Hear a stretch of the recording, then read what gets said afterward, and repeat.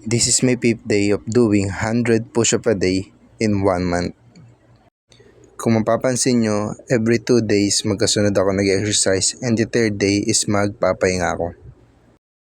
Day 5, let's go!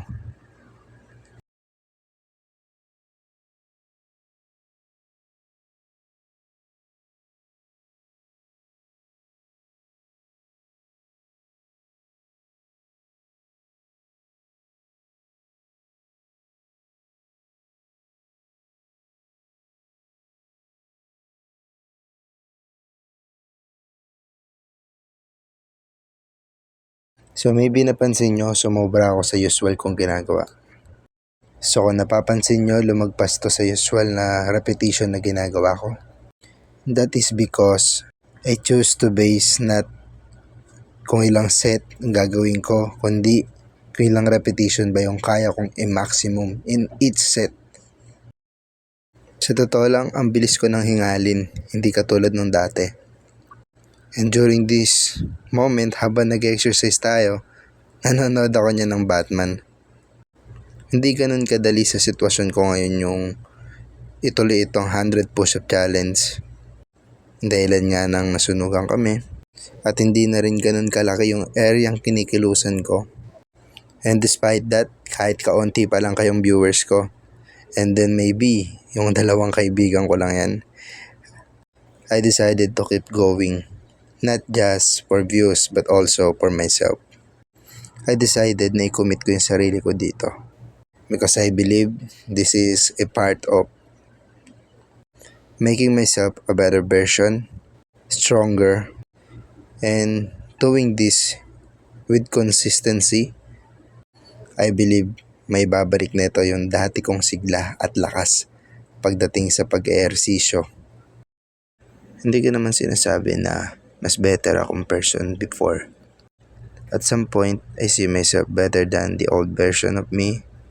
But at some point, I saw myself also na na-fail sa ibang aspect. Sana dito is yung panatiliing physically fit, healthy, and capable yung katawan ko. I am about to graduate sa kursong physical education. And nung sinimulan ko itong kursong ito, I am very proud of myself because kaya kong maging isang mabuting halimbawa, lalo-lalo na pagdating sa physical na katangian ng isang tao. I am able to showcase different skills na natutuhan ko, different movements na kaya kong gawin na hindi kayang gawin ng ilan because of inalagaan ko noon yung physical aspect ko, kaya napaka-athletic ko noon. But time pass, sabayan natin ng naiba na yung trabaho ko. Yung mga gawain sa school hindi na tulad nung dati na puro physical activity, nahaluan tayo ng mga puro paperworks, puro teaching, at pagdating sa trabaho ay uupo ka lang at tututok sa screen. Unti-unti napabayaan ko na maging aktibo pagdating sa physical na aspeto. So akala ko hindi na ganun kahalaga na bigyan ko pa ng pansin yung pangangatawan ko. Because nakita ko naman hindi ako ganun kadaling tumaba. Pero mali pala ako dahil hindi ko namamalayan unti-unti na pala akong tumataba. So one day umuwi ako sa amin, no? Hinubad ko yung t-shirt ko, humarap ako sa salamin. Then I see myself, bakit ang taba-taba, ang laki-laki ng tiyan ko na? Sabi ko, pambihirang buhay to. Hindi ako ganito hindi ako to. Tapos sabay banat yung mama ko. Hala, ang taba mo na, malaki ka na sa papa mo. At first, tinawanan ko. But habang tumatagal, I'm facing the consequences. I tried to do the skills na ginagawa ko noong physically fitted ako. And then hirap na hirap akong gawin. Sobrang bigat ng katawan ko. And nagbalik tanaw ako. It's been a year na pala simula nung huli akong naging active sa pag-exercise. So pagpasensya na is hindi ako nagkakat ng mga videos ko like this na nakita na padaan-daan yung kapatid ko, hindi na eksena ng paa.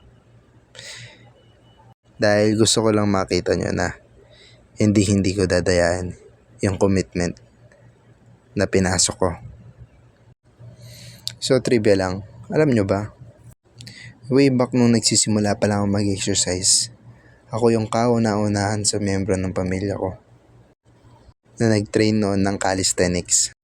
I've been doing some exercises na hindi sila gaano familiar but it's still body weight like pike push-up, Hindu push-up. Minsan nga nagkabit pa ako ng lambaras para makapag-pull up ako. And then year pass, sabi ng mama ko siya daw yung nagkabit nun tapos ginawa niyang sampayan ng damit. Nakakatawa lang. Pero alam niyo ba, at first they're laughing at me. But when the time comes na nakita nila nagbunga lahat, I become physically fitted, strong, and healthy. Sometimes nagkaroon na ng sakit yung mga kapatid ko. Pero ako, sabi nila ang tatag ko. Ako lang hindi nagka-UTI sa amin. Mama ko, papa ko, ate ko, kuya ko, nagkaroon sila lahat ng UTI. I'm so disciplined sa sarili ko kasi sabi ko sa sarili ko, I'm going to take care of my body because I want to be strong, healthy, and most especially, I believe that my body is a temple of God. That's all for now. Thank you.